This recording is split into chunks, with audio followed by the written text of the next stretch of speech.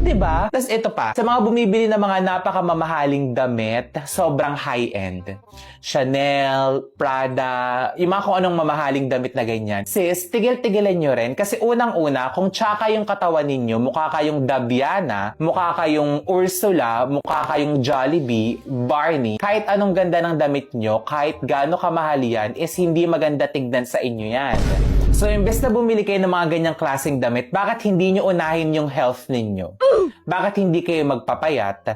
Bakit hindi kayo kumain ng healthy food?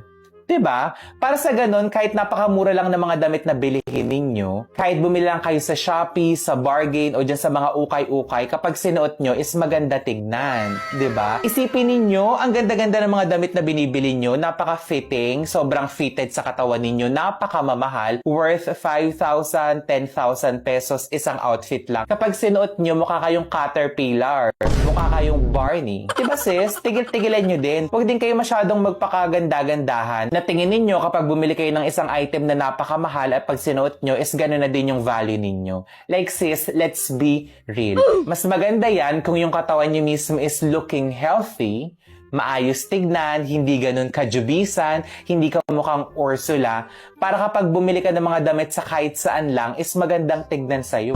Parang yung mga artista, di ba? Focus sila sa mga basic, sa pangangatuan nila, sa figure nila, sa skin nila, sa face nila. Para at least kahit anong suotin nilang mga bagay-bagay, hindi natin alam yung iba doon is mga mumurahin lang, mga peke, mga knock-off. Pero kapag sinuot nila is nagmumukhang original.